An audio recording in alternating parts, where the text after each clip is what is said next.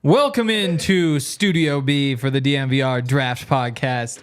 I'm Henry Chisholm, and today I am not joined by Andre Simone. He's gone. He left us. Yeah, he's in Italy. I'm not joined by Justin Michael.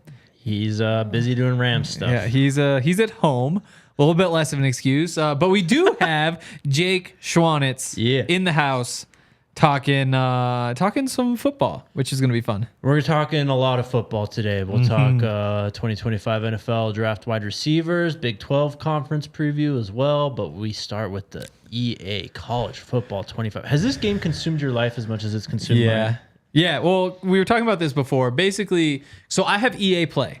Okay. So the way EA Play works is you get to play any game that EA releases for up to 10 hours. You get the free trial. There's some other perks, like some older games. Eventually, you get to play them for free as much as you want. But I had two options, basically. I could either use my EA Play and have 10 hours to play the game in these first 3 days before it releases, or I could pre-order it with Madden and pay an extra $8 for unlimited hours in those 3 days. And I was like, 10 hours over 3 days is not nearly enough. It's not enough. No, I might hit that the first day. So yeah. Basically, because the game came out about a week before we expect Broncos training camp to kind of ramp up from a media perspective. And that's when my life turns into work for basically 7 straight months. So I was like, I can either have like a week to do this or I can have like 3 days. I'll pay whatever it takes to do this full week. I get an extra week on you, but I'm pretty much in the same boat. We don't start till the end of the month, like the 29th. So okay. Yeah, I get an extra week, but man, I'm struggling a bit, not gonna lie. Me too. I'm trying to just learn this thing. I'm really struggling. So I messed around a little bit that first day, tried some different things. What I decided on is I'm starting a dynasty with Hawaii. Okay. And I figured Hawaii's a good one for a bunch of reasons. Obviously, number one, they're not good. So I have a bit of a project. Yep. I can spend some time on this. Number two, Hawaii, kind of dope. Yeah. kind of dope. It's all right. And then number three, my plan is to eventually expand the Pac-12. So what I'm going to do is eventually, once Hawaii has earned the right, which we're still quite a ways from doing, I'm sure. we're going to throw like half the Mountain West, including Hawaii, and who knows how other things will shake out, into the Pac-12. And that's going to be how I accelerate toward a national championship. That's fun. So I started with UAB. I'm the Blazers. Okay. It's brutal. We were first year. I already went through the first year. I simmed a lot of games just because the team is old and bad. Oh, no. Yeah, it's not great. So I lost all my players, a lot of my players. And now I've got a bunch of young guys in. I had a decent recruiting class my first year. Finished 29th. Got like 5 or 6 4-stars. But we're young and bad. Yeah, so okay. That's better. Where are you with the passing? Because I know you're a Madden vet. Yeah. What are your thoughts on the passing in this game? I feel like when I make mistakes, it's generally my fault. Same. I think I'm getting a little bit too bored. So here's the real issue. Let me start here. So I went through my first year, 3-9. Yeah. Struggled a little bit recruiting, but found this awesome 3-star athlete, plays quarterback. Nice. And so he's just like crazy fast. And I was able to get some things cooking in year 2. Almost pulled off an upset over Stanford week 1. But what I realized is I can break the pocket. I can extend plays. That has really helped. The issue is my best player is a running back. Yep. And so I was able to just pound straight up the middle and then stretch things to the sidelines. Things are going well. Yeah. Okay. Thank you. Pause. Yep. Yeah. That was like pound down the middle and straight to the side. Leave it to y'all. Yeah. What's getting me now is the wear and tear. Yep. So about halfway through the season, like this running back still finished with like 1,300 yards or something, but he's running like instead of 90 speed, he's like 85 speed. Right. Same thing with the quarterback who's normally like 92 speed and now he's like 84. Running backs fumbling over and over. So like these things that I found have like they just disintegrated the second half of the season. I finished 4-8. Yeah, so I went 6-6 my first year. I have to admit I'm still learning. I'm not on Heisman yet, so I'm only on All-American. I'm on Heisman. I'm trying to get up to that. But But yeah, we're just bad in the trenches, man. Terrible in the trenches. I mean, FCS Southeast Pandas just kicking our shit in. Yeah, 2 years in a row. Damn, it's crazy. Pandas. Yeah, no, it's rough. I'm struggling with recruiting in particular. My strategy was basically every single 5-star prospect will not even let me talk to him just because, like, I mean, it's Hawaii. They have like 2 things going for them, and that's number 1, Hawaii is awesome. Right. They call that the campus lifestyle. Yes. Number 2 is that I can offer playing time because my team is bad. Of course. So unless people are really interested in those 2 things, I'm really screwed. So what I've done though is basically there's maybe 20 4- and 5-star prospects who will at least like at the start of it listen to me. Right. And so I was thinking like, okay, year 1 didn't go well, but year 2, I'm just going to go after these guys. I'm going to do all I can to get any of these guys. And then as they all kind of like fall off, then I'll start looking at the 3 stars, 2 stars, a lot of 2 and 1 stars. Yeah. You're looking at Hawaii. Now I'm to the off season though, and I've got like 9, 8 commitments. I'm not really anywhere close to anybody else. And I don't know how I'm going to fill out this recruiting class. So I will tell you this: the game will just give you players. I know. I forgot to recruit a kicker and punter last time. Yeah. Thank God they just gave them to me. Yeah, so it's different than NCAA 14 where you had walk-ons. I guess technically have walk-ons, but it's not like true in the in that sense. I'll send you a video here on recruiting to help you out. But you're on the right track. I need that. You're on the right track because you got to get in early, and that's how you win those guys early. You got to just throw them on your board, offer them early, and then hopefully you build enough of an early lead that you can just hang on to it through the season. That's been the strategy. But. That's how it's really done. And then what'd you pick as your pipeline? What state? So this is what's really killing me. So obviously they have like the natural, like Hawaiians love to go there. Right. Not super valuable. I figured being a Montanan, I'd go with the Big Sky. So, anybody from Montana, Henry. Idaho, Wyoming. You're doing it on hard mode. You're telling me. I'm in real trouble. I'm a little surprised I wasn't fired after last season. I'll probably be fired after this season. Oh, gosh. But yeah, it's really rough because a lot of the issue is, so I get these guys to listen to me and like, I get them real close to coming, but then I want to schedule a visit. And things they care about are like, oh, they want to win a championship. So you could tell them like, come look at the trophy case. Oh wait, I have a D- trophy case. Like, and so I just don't really have anything to offer. And so I don't know what to do there because like it'll tell you like they care about this, they don't care about this, and if they don't care about playing time or campus lifestyle, like I just don't even bring them on a visit because I feel like I'm only hurting my case. Yeah, that might be a mistake too, though. Well, I mean, you picked Hawaii, so you're just going to have to deal with it in that regard. But I'm in the same boat. I mean, I'm in Alabama with UAB, and it's playing time, proximity to home are basically the only 2. Yeah, that'd be nice. So those are the 2 that I kind of go in. Conference prestige somehow for the Americans, like a B-, so I can get away with that.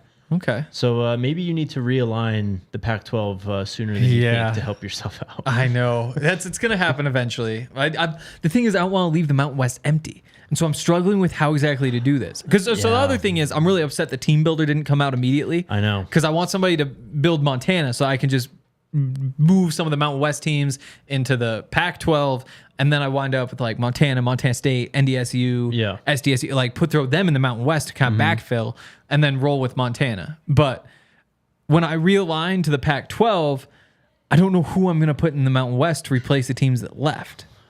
Yeah, that's the tough one. Like maybe it's like Sam Houston, like Kennesaw State, like the bad teams. Just the really worst teams that are kind of Midwest. And MWC now is kind of like the Midwest Conference, not so Mountain West Conference. Right. Yeah.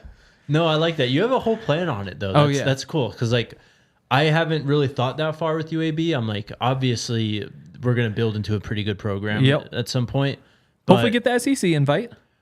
Right, but like, am I just going too fast with it? Because I did that in 14. Because I started with Georgia State, and I was like, all right, they're good. I moved them right into the SEC, and it's like the dynasty's done now, basically. You know what I mean? Yep. So I want to extend the dynasty longer than I did before, and while just going into the SEC would be fun, playing on the road in this game is very, very tough. Which I am happy about. Because in real life, home team wins 2/3 of the time. For sure. Like that's the number. I think it's actually 64%. So basically 2/3 of the time. As it should be. It's impossible almost to win on the road. Yeah. As Hawaii. I'm sure. I mean, UAB ain't much better. Yeah. But I've also had this weird thing where it's like, and RK was talking about this on his Dynasty last night. My team almost plays better on the road for some reason. It's just harder on me because obviously you can't see the routes, you can't see the buttons for the receivers and stuff. But for some reason, that's what I've had more success with is the bad losses come at home, and we're actually able to compete on the road. So see, I was able to snag 2 4-stars, and they're going through my go after all of them. It was a mistake. I got 4-star in the last class too, and he's already in the portal. Oh God, yeah, no, it's terrible. It's terrible. But one of the 4-stars is a running back, so I think that I'm gonna have at least 2 to 3 running backs I can rotate. I think my new strategy going into games is I'm just going to go with the depth chart and sub every other drive. And so I'm thinking is speed drive, power drive, speed drive. And so I'll switch out the receivers a little bit. I'll switch out the running backs. I'll be more conscious of what I'm doing with this quarterback. I'm really hoping that he won't break down so much in his sophomore year. I'm hoping that the toughness goes up. 92 speed, so you have to. But I tried my best to slide or get out of bounds, but just so his juke move's insane. How do you not try that? So I gotta be conscious because that entire second half of the season was just useless. So as soon as I think fresh start 2026, I can save my job. I hope for your case that you can, man. Yeah, it's fun though. I'm having an absolute blast with the game. It's taken over my life. Yeah. No, it's incredible. Girlfriend's going to a happy hour and potentially a bar afterward with some friends tonight. Well, there's a real chance, depending on how this goes, I might be back on the couch by 3 o'clock. I've scheduled out all the tweets for the rest of the day. I got a whole bunch of work done between shows. I've got, here's a quick little plug. The first, my initial preseason 53-man roster for the Broncos, I just finished the who's in, who's out. I've written through the quarterbacks and most of the running backs, but that's going to be up this weekend. That's the plan for the next couple of days. Just fill this out, and we'll be good. You're smarter than I did. I basically just played the game the last 3 days, so now I don't really have much time to play tonight because I've got to work. I've got one more tease. So we're doing a last 3 in, first 3 out, next 3 out, similar to bracketology type stuff. Yeah. Last 3 in, Zach Wilson, Traymon Smith, Quinn Bailey. Damn, Zach Wilson makes it, huh? I know. I think the thought was early on, I think Sean wants Zach to work. Yeah. I think that everybody, it's a project. The project's going to take time. Things look bad in the spring. I think he wants to have a chance to work with him. I also think that if you waive him, you could probably get him through to the practice squad. And since he helped kind of facilitate the trade, you would think he would sign back with the Broncos practice squad. So it's certainly not a guarantee. That's why he's in the last 3 in. Yeah. If you have I have Devon Bailey on the outside looking in. Those roster spots go quickly. As of now, as long as he doesn't totally embarrass himself, I think as of now he's in. Okay. I mean, I wouldn't be mad either way, honestly. I think that with the rookie quarterback, it'd be wise to just kind of pack the room for this year. True. Just in case.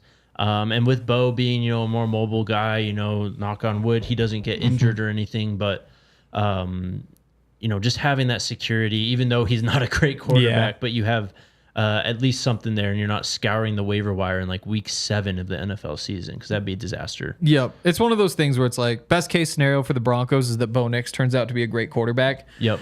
Second best is he's solid, he's good enough. There is a scenario though where he doesn't become a starting quality quarterback, and in that case you're probably going back to the well at some point, drafting and all that stuff. Yep. But if you have a Zach Wilson who you've been working on, maybe he has a Baker Mayfield type kind of resurgence. Baker also showed a lot more early in his career, but definitely you at least have now you just raised your, I don't know, not plan A, not plan B, not your plan D is now a little bit better if you keep Zach Wilson around. Right. Yeah. I mean, obviously Stiddy's in the conversation and stuff, but with Zach, I think just with Sean Payton, the offense that they're going to run, how quarterback friendly it can be, and if this running game makes some leaps and behind this offensive line. Wouldn't that be nice? Yeah, now you got Quinn locked up and everything. There's some direction in terms of that. So if those things turn out how we think they should and could this year, it could just be easier on all the quarterbacks. And even hopefully we don't even have to deal with this situation, even if Bo plays bad, because you can just rely on this running game. Yep. Want to hear about Bet365? Please tell me about Bet365. I love Bet365. Did I get the right one? Bet365 is awesome for a bunch of different reasons. You can scan this QR code right below me right now, or just click the link in the description in this video, and you can see for yourself what Bet365 can do for you, because it's done a whole lot for me. Same here. What have they funded? I think my trip to San Diego, I went there. That was like a year ago now. That was paid for mostly by Bet365. There's a lot of stories like that. I have a tendency to be like, oh, well, I was going to this Nuggets game tonight. Now I'm going to this Nuggets game. I'm going to like buy a couple beers, or like we're going to do something else. So I guess it's more so tacking things on. Yep. But Bet365, awesome place, whole bunch of awesome bets. I'm excited. I know you aren't, for baseball to be back because I'm repping the Rockies. Oh, today, that's right. bro. You are. Yeah. Got some purple on. I think, I shouldn't say I think. I hope the Rockies just kind of, like, if they just play like 500 ball the rest of the season, they had an awesome draft. They're going to have a little bit of money to spend in free agency. They got like the one of their two best pitchers back. They'll get the other back here soon. If they just get kind of 500 momentum, all of a sudden there could be a little bit of excitement for next year. Again, I said I hope, not I think. Bet365, though, a lot of awesome opportunities over there, including if you use the code DNVR 365 to sign up, you'll actually get a little bonus there. If you bet $10, or you deposit $10, damn, there it is. You get a bet and get offer, place a bet of $5 or more, you get $150 in bonus bets. Or you can take the first bet safety net offer, place a bet up to $1,000. If the qualifying bet loses, you receive a matched refund in bonus bets.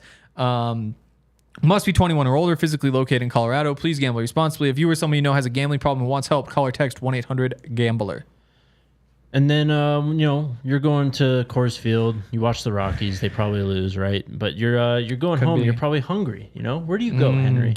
Oh, wow. You go to so many great places. You go to Raising Cane's. That's where I was thinking, well, because the draft pod ads are different than the Broncos pod. So I was like, it's got to be Raising Cane's. It's got to be Raising Cane's. And then I was like, I'm not screwing this up, though. I'm not. I got you. Don't worry. But Raising Cane's is delicious, man. It's the GOAT of chicken fingers. Our guy, Justin, he likes to make the sandwich, throw away the coleslaw, get the extra Texas toast, get an extra sauce, throw it all on there, make a sandwich. It's delicious. Get those chicken fingers, crispy crinkle cut fries, and buttery Texas toast, and coleslaw at your local Raising Cane's. For cooked to order hand battered chicken fingers, race into Raising Cane's. And turbocharge your chicken fingers to get them even faster by ordering online at raisingcanes.com or through their mobile app. Raising Cane's Chicken Fingers, one love. Yaya does not like my sound effects. People can hear them. Yeah, but that's the point of a sound effect. It wouldn't be a sound effect if people couldn't hear. Okay. The Big 12. The Big 12, baby. Which is actually what? The Big 16 now? Is that right? We're at 16 teams. Yes. Kind of crazy, right? Or is it the All-State 16? In the near future, it might be. Oh boy, this is crazy. If you're listening to recent college football buzz, the ACC, the Big 12 is looking to pick up some of these teams. So which ones? Florida State, Clemson. So if you got those two, then all of a sudden you got a legit conference here. Yeah, and then if you get like Virginia Tech, Miami, we're cooking with gas. Oh brother. my goodness, yes. Because I know back in the day, the SEC, they had like all their rules. They're not going to bring in another team from Texas because they want Texas A&M to have all the recruiting stuff. Same thing with Florida. Obviously, Texas now in the conference, so it seems as though those rules have shifted a little bit. So I wonder if they'd be interested in like a Miami. Is a pretty exciting school. Florida State is a little bit tempting. Clemson, obviously, probably the best fit of the three, I would imagine.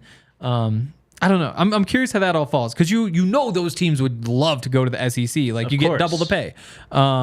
But can the SEC just be happy with what they have and the money they all bring in? Because there's a chance they water things down a bit, even if they bring in those big name schools. So SEC Media Days were earlier this week, and when the commissioner kind of spoke on this, he said they weren't looking to expand right now. Okay. So it seems like they're content with 16. The Big Ten also in the same situation. It seems like they're pretty content. I think they kind of won conference realignment, if you're going to give out a winner for that. Just getting Oregon, USC, Washington. UCLA is kind of in there, I guess. We'll see what happens with Deshaun Foster, but I think they'll be good for UCLA. I think they can make UCLA a little bit more of a back what they were. Chip had them going for a bit there with DTR and everything. What was it, 2 years ago? They were pretty good. They were fun. And that's the thing is that Like DTR, he started 5 years? Is that what it was? So, like, that's half a decade is just defined by DTR. And so it's like DTR, good quarterback, like one of the 30 best quarterbacks in college football, at least for the last couple years. Yeah. But probably not one of the 20 best, you know? So he kind of, you just were the DTR team for that time. So there wasn't much of a chance to like be better or be worse. Exactly. It's tough to put him in a box right now. But the Big 12 is an exciting conference this year. I think there's a clear cut like bottom tier. And then really after that, it's kind of wide open. CU will definitely be in the mix, but you know, you look at teams like Utah coming in. Utah's Utah. Yep. I'm betting on Utah for what it's worth to win. Cam Rising coming back, like I can't go anywhere else. And it sounds like he's very healthy and back to being the Cam Rising that we all expect him to be. Yeah, because we thought he would be back last year for the second half. It started in week 1. It was like when it was that for when week is 1. the Cam Rising thing going on, and then it just never happened. Every week after that, the same thing over and over. But you know, Kansas State's going to be good. Oklahoma State's going to be good. Kansas is intriguing. Iowa State returns probably one of the best quarterbacks in the Big 12 as well, and then of course Arizona with their attack. So. I don't know where you want to go with this, but it's a fun conference. Yeah. Let's start at the top. Okay. You know, it's a little bit anticlimactic, but I think that's easiest way to do it. So if you look over, our friends at Bet365 have some odds. Yeah. Utah the favorite plus 300. Right behind them, Kansas State plus 350. Those are the two favorites. You got Oklahoma State plus 700. At plus 900, you have Central Florida and Kansas. Arizona 1,000. Iowa State 1,000, Texas Tech 1,200, TCU 1,600, West Virginia 1,800, Colorado 2,800, and then you go 6,000 and up with Baylor and the rest. So you kind of see, it's interesting to see where Colorado falls there. Yeah. Maybe I'm biased because my girlfriend has been playing, so we played together in the college football game. She was on freshman and I was on Heisman, and she kicked my ass because you just can't stop Travis Hunter. Of course. But after playing that game, it seems like Colorado might be a little underrated here. I mean, they are. You know, this team has changed a lot, right? There's a lot of new coaches, a lot of new players coming in.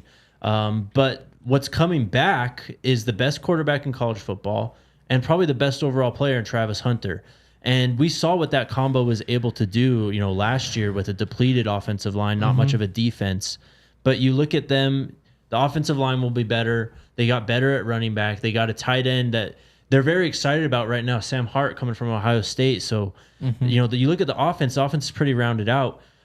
Defense might have the biggest questions, you know, from a national perspective as we enter the season. I just don't think a lot of people know a lot of the names besides Shiloh and Travis. But they'll be better in the trenches. I think they're going to have some sort of pass rush. And I think it's going to ultimately lead to this team competing at the top of the Big 12 into November. Yeah, my question is, obviously it's the trenches. I think same as last year, and there's a whole bunch of new pieces and talented pieces for sure. The bigger concern isn't the talent to me, though. It's just that you haven't seen these guys play together. Right. And when you look at, typically, again, things changed a little bit in the last couple of years, but typically in college football, you have your 5 starters. You probably have 3 or 4 of them are seniors. They've been in the program for 3, 4, or 5 years. Right. You've got your backups are the juniors, you got the sophomores, and so you're just kind of like plugging guys in, and they all work together for a few, and then they you know, they're the third teamers together, second teamers together, first team, and so they all kind of sub in. You have the same culture, they have the same expectations, all that sort of stuff, and when you just mush a whole bunch of talented guys together, I think by the end of the season they're going to be good. Yeah, I worry about these first few weeks whether. Again, it's not going to be down to down. Oh no, they're just not doing it. But you give up a sack on one drive. You have a holding on. You miss assignment on a run. All of a sudden, you're killing drives every other time you're out there, and that's where my concern is. Is just can they survive the learning period early on? And if they do that, I think they're going to be in good shape. Yeah, I mean, valid concern. But again, you look at Shador, you look at Travis. They're obviously back. But there's more pieces coming back than I think people realize. Even the offensive line, the starting center, Hank Zielinskis.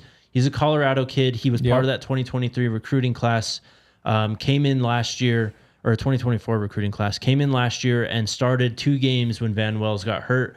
So he's been in the program. Tyler Brown was going to be a starter for this team at left guard. And then he was ruled ineligible. So he's still there. He's going to start this year now. So you have 2 returning pieces there. You have a 5-star freshman. And then the 2 other guys are transfers, Justin Mayers and Khalil Benson. And those 2 guys have been inseparable from Shador. And they've really taken the CU culture and kind of put it on their backs of, getting this team together and, really becoming a true team in that sense. But they were very aware of what happened last year, and they came in. Yes, we saw in the Twitch clip. Yeah, exactly. Yeah. So they know what happened here, but they've really taken a focus to use last year as an example. Even though they weren't here, to use last year as an example to say we're not going to be this bad. We're not going to do these things. We're going to protect. We're going to run the football. So defensively, there are a lot of pieces coming back as well. In the middle, Levante Bentley's probably going to start at linebacker. Trevor Woods still in the fold. Shiloh, of course. You have some new corners that are going to be rotating in. Colton Hood, DJ McKinney, and Preston Hodge.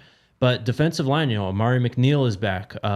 You've got Shane Cokes, who's a leader on that defense. He's back. So there's definite concerns with that. But as we saw last year, they came out the gate. I mean, definitely smoking hot. Definitely. So if that happens again, I think that kind of speeds that process up to where when you do enter November, it's just a well-oiled machine. It all works well. That North Dakota State game is the one I'm most excited for. I think, obviously, so Montana fan, you put Montana games aside. Of all the games this season, that Colorado NDSU game, it's going to be incredible. Let's go, man. Like, you've got, like, the two programs are just the exact opposite of each other. Like, you've got NDSU who, I mean, you obviously go through change. It's college football. But you've been the best team in FCS football for almost a decade and a half now. You've done it through like 5 quarterbacks, 4 different coaches, and it just doesn't matter who's there, who's not. Yeah. You're always going to be really, really, really good. And again, it's like the freshmen are the third teamers and the second team. And so you just like built from the ground up, built in the trenches versus the Colorado team kind of thrown together. It's going to be, I think, a real test for both sides, and that's going to be a great way to kick off the season on Thursday Night Football. It's a true test, too. They don't get to call it Thursday Night Football. On Thursday night. We can call it Thursday Night Football. Oh, okay. It's the only game on Thursday, that Thursday. Yeah. But yeah, man, it's going to be a very interesting matchup. We'll see. I mean, if CU is beefed up enough to the point where they are competing for the Big 12, they should just have more talent than North Dakota State. You'd hope. You would hope, but North Dakota State also lost their best receiver. We'll see what's going on with the consistency at quarterback this year. But would they make the semifinals last year? So Montana beat them in overtime. Yeah, it's a good football team. Double overtime? Single overtime. In the semifinal, yeah. Cool. Colorado aside, I think who's the dark horse here? Colorado aside, so looking at the odds here from Bet365, West Virginia at plus 1,800 if you want a true long shot. I think that's one where you look at Garrett Green, who was the Big 12, or one of the best big quarterbacks in the Big 12 last year. I don't buy the UCF hype right now. Kansas, they've got the top-end potential, but you have to worry about Jalen Daniels' health. He hasn't really made it through a whole season in a few years at this point. And the quarterback last year who came in and kind of saved their season, Jason Bean, was the #1 pick in the UFL draft. So he's gone. I kind of like Oklahoma State at plus 700. The thing with that, though, you're getting a quarterback who turned the ball over a lot last year, and he's going into his 7th year. So he's kind of reached his ceiling, right? You would think. And then you've got the Ollie Gordon situation going on, but it's Mike Gundy and the Cowboys. They're going to have a deep program that's kind of like NDSU, what you were saying, where this is a program that's been built, year over year over year, 20-some years now. So I look at them. Among the favorites, of course, Utah. Yeah. They're Utah. I do think Kansas State can make some noise, but it's hard to pick against Utah at the top there. So if you want a true dark horse, West Virginia, like a middling dark horse, Oklahoma State, and then Colorado, of course, at plus 2,800 is the real dark horse in this conference. Yeah, it's going to be a fun one. Real quick, we should probably talk about more of our friends. Let's do it. Like who, Jake? Like who? Like whom? Sorry. I'll save you here. I'll talk about our friends over at Vestibule. Ah, yes, we love them. As fans, we do a lot to support our favorite players, right? I do, yeah. We play games with our favorite players. Oh, yeah. We buy trading cards. We buy jerseys. We buy merch. All this stuff.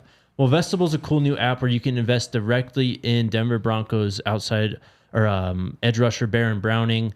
Former 5-star, all the talent in the world, made some noise at Ohio State, was a 3rd-round draft pick? Yeah. Yes, he was third. He was third. Sorry, because he was third. Jonathan Cooper was Yes, 7th. that's right. There's a part of me that thought 5th for some reason, but no, it's 3 and 7, not 5 and 7. So he's a 3rd-round draft pick. The talent's there. He's dealt with some injuries, coaching changes, scheme changes. But if you download the Vestival app, you can invest right now in Barron's IPO. He's coming into a contract year, so you can make money alongside Barron with our friends over at Vestival. Shares are available for purchase, but they are limited, so go download the Vestival app now and invest. Also, we've got something big coming on Sunday. Oh, yeah. You're going to be there, right? I'm competing. You're ready. competing? I'm ready. Oh, this is going to be awesome. So on Sunday, we have a college football video game tournament at the bar. It's part of a whole day of events. Me and Todd are going to be doing the Broncos podcast live. So I think the tournament's supposed to be like 1 to 5. We'll be doing our podcast from 1 to 2.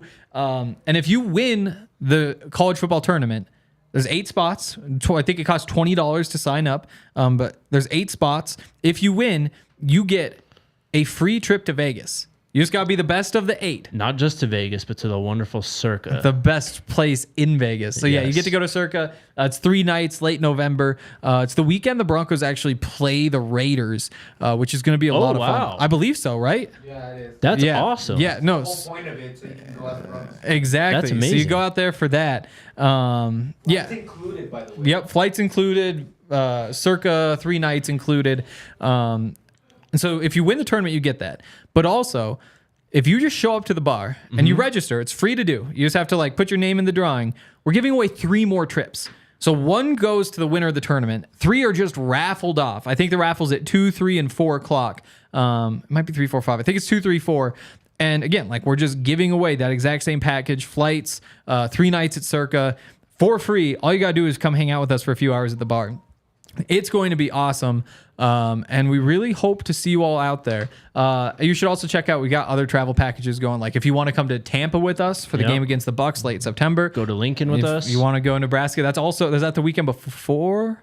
That's after NDSU. It's before CSU. Oh, really? Week Okay. 2. So like that'd be the first weekend of September. Yep. Well, I guess the Sunday, September 1st would be the first weekend, I guess. But the next weekend, yes. The September 7th is the game. You can go out there. So check all that stuff out too, because we got a bunch of fun stuff coming. Including come out on Sunday. Get yourself a free trip to Vegas. Got a golf tournament coming up too. That's right. And the golf tournament too. Oh, geez, we're too busy. I know. It's insane, bro. We're about to be back in the shit. Like We are. We're like a week away. Yeah, it's about to get real over The days here. are ticking away. Speaking of ticking away, we're running out of time. Let's hit the best receivers in this draft class this year. Is number 1 Travis Hunter? For my money, absolutely, man.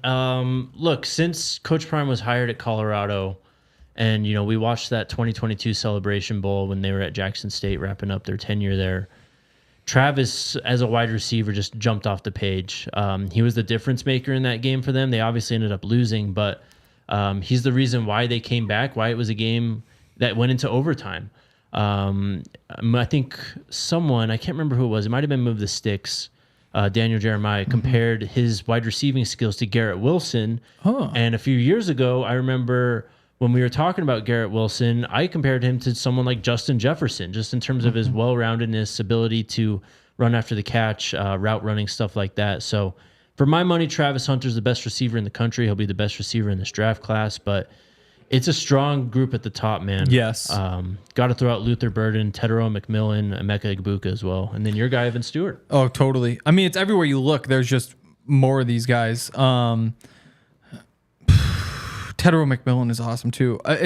I'm trying to remember. Let's see. Who are the top receivers off the board this year? You would have had Marvin Harrison Jr. Neighbors and Odunze, yes. So Marvin Harrison Jr. a year ago, we knew he was going at the top. Yeah. What were we saying about those other 2 at this point? What were we saying? I think Neighbors was a bit later than them. Odunze we knew because he still had that year with Penix, right? And they were pretty good the year before. But I think Neighbors kind of, well, he was at LSU, of course, but Jaden Daniels was good 2 years ago, right? But last year he obviously took it to another level. So I think that's where Neighbors entered the conversation, but it was very quickly. I think by the end of September, he was already in the first round discussion. And so going through that, now it's tough because Marvin Harrison Jr., one of the best receiving prospects in a long time. Of course. But when you look at this top group, I almost think that the group of receivers at the top right now is better than the group of last year was at that point. So if a very rough top 5 right now, it'd be like Travis Hunter, Tedero McMillan, Luther Burden, Igmeka Igbuka, and then your pick between really Evan Stewart or Isaiah Bond. So that's really 6 right there that I think do have first round potential. And so you look at a team like the Broncos who needs speed. They need weapons on the outside, especially with the young quarterback. It's a great year for that. And it's also a deep class too. I mean, I'll do my guy Justin a favor here. You know, someone like Torrey Horton at Colorado State.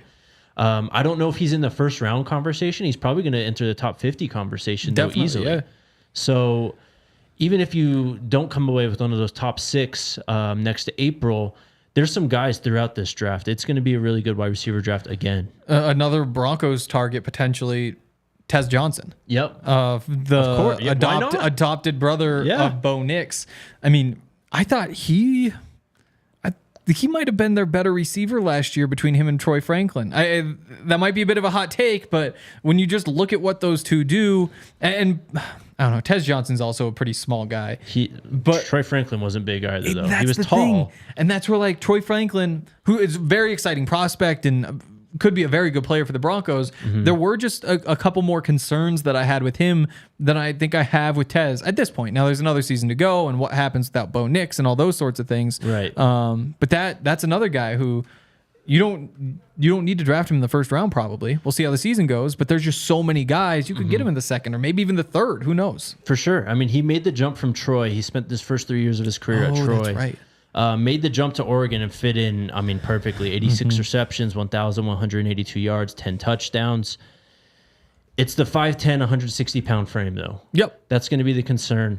I think he needs to have a season kind of, what Troy Franklin was able to do last year in terms of being clutch, making big plays in big games at the end of games to win games, too, and just kind of being that go-to guy for Dylan Gabriel this year at Oregon. I think that's his path. Of Evan Stewart's a 5-star though, coming in from A&M, so he's there's gonna be a lot of hype around him. But what Tez did last year, he's on the radar of course, and probably top 50 range already at this point. Definitely, and I guess he was the same age as Troy Franklin last year too. So it's not like, because Troy Franklin, again, he was 5-star recruit out of high school, like with number 1 receiver, top 3 receiver in the class, certainly. And went to Oregon, did everything you'd expect of him. So Tez, I mean, a little bit older prospect. He'll be 22 on draft day instead of 21. So maybe Troy is the better prospect. Just kind of depends on how this year plays out for Tez. Yeah, I mean, you look at the size between the two. I think that's where you give Franklin the edge. But Oregon's going to be really good again this year. They're going to be very explosive on offense. And it's kind of a similar situation to when Bo entered the program with Dylan Gabriel, where this is a proven guy who's done it at a high level of college football. He's just going to fit right in with these weapons, and they're probably just going to score 42 points a game or something crazy. Yeah, I'm curious what their schedule looks like. Obviously Big Ten now, but... Yeah, I think there's with 16 teams, you don't know who you hit and who you miss. I think they go to Michigan from what I remember, and I think they play Ohio State as well. So that's a pretty tough situation there. Any favorites among the depth guys? Yeah, let's take a look through here. Who do we got? Iowa State's got some guys, Jalen Noel and Jaden Higgins. They were preseason All Big 12 guys. And they're a big factor why Rocco Becht had a great year last year at Iowa State. So I'd watch out for them. Who else do we have here? I liked Elijah Badger a lot.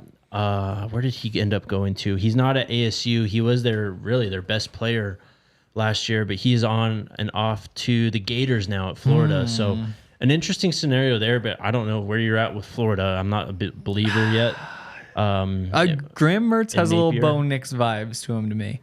I could see that. I mean, started from a very, very young age. Yep. Dorian Singer.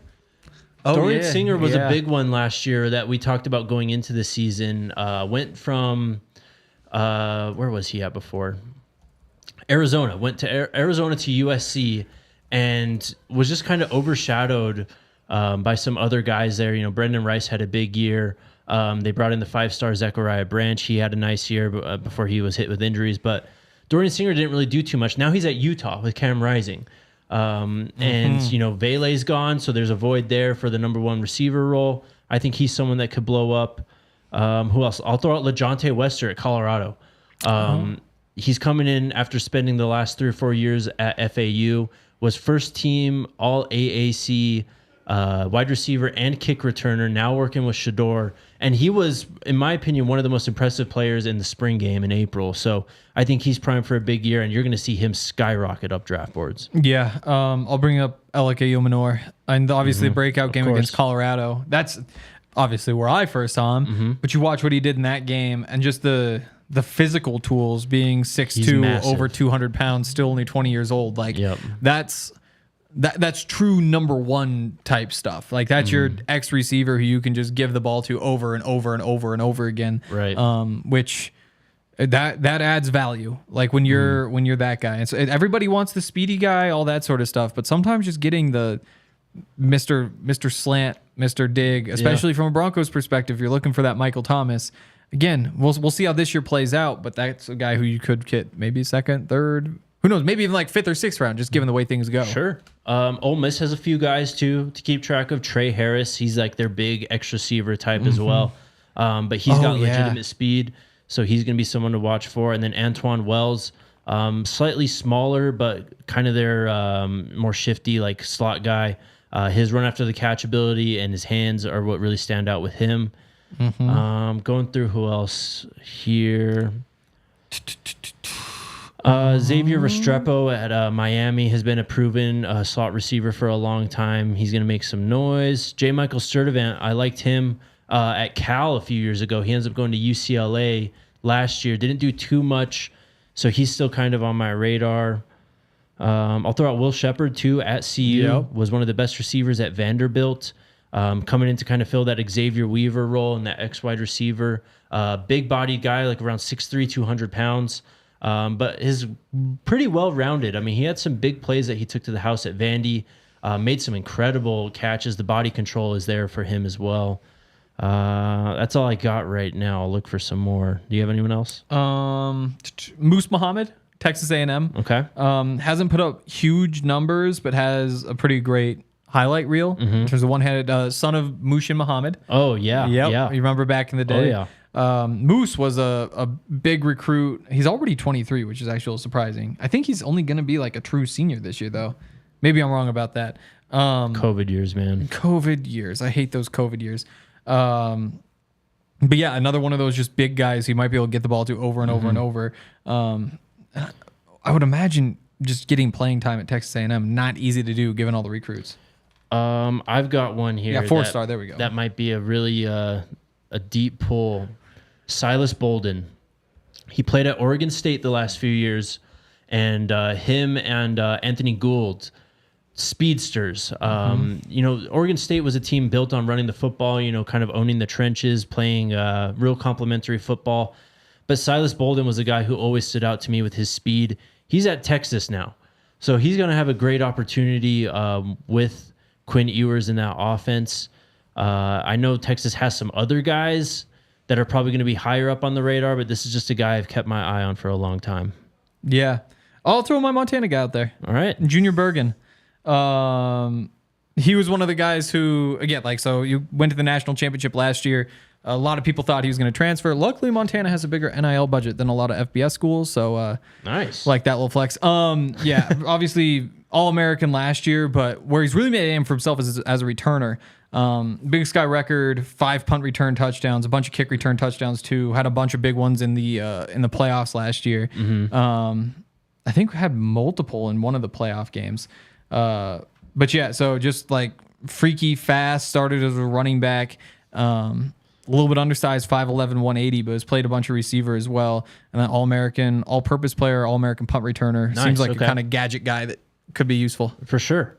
You asked me this question, I'll return it to you. Who do you think is going to be the top receiver in this class? And then I guess like a rough top 5 that you would give out right now going into the season. That's tough. Give me Burden. Okay.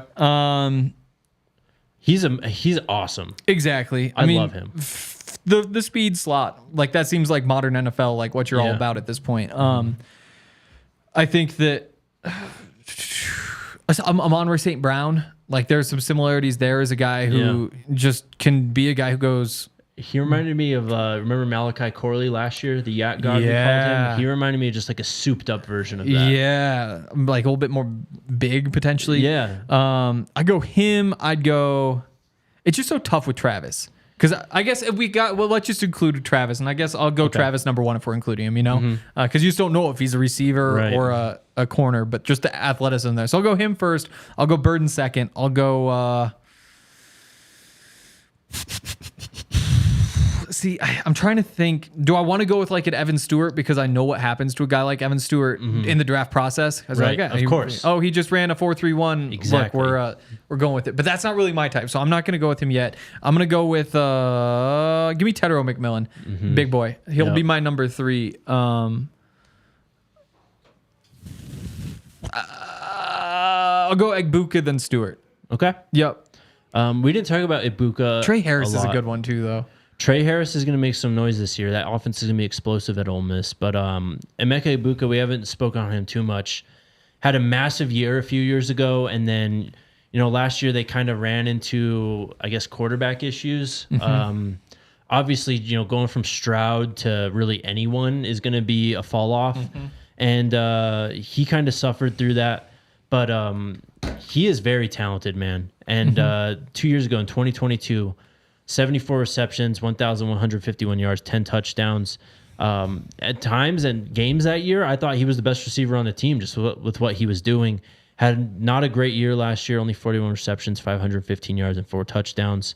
If Will Howard is what they think Ohio State is getting, he's going to have a massive year. Yeah, I mean, it's kind of the double whammy last year where you lose Stroud, but also when you have a quarterback who isn't that top level type guy. Yeah. What do? You feed Marvin Harrison Jr. because you can't go wrong throwing the ball his direction.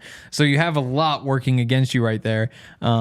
So yeah, I think the talent is obvious. Separation, like some slot ability, that sort of thing. Yeah. Maybe it's just banking on pedigree a little bit too much, but you just know all these Ohio State receivers just year after year after year after year. It's like if I'm betting on anybody to kind of improve their standing, I'm betting on the number 1 receiver at Ohio State, Well, and I think it says something, too, that after that year he had last year where it was very underwhelming, that he's still in this, like, easy first-round conversation. Definitely. Wow. I think we did it. We did the damn thing. We did the thing. That'll do it for today. We'll be back with another Draft Pod soon. Tomorrow. Justin and I are going to record tomorrow. Cool. Okay. Well, I wish you luck. Thank you. We'll do G5 conference preview, and then another position and whatever else is going on in the college football world. Wow, that's going to be a good time. You know what else is going to be a good time? What's that? I think I can make it home and turn on my Xbox within the next 15 minutes. That's my goal. All right, let's make it happen. Let's make it happen. Bye, guys. See you tomorrow. We all silly like the mayor.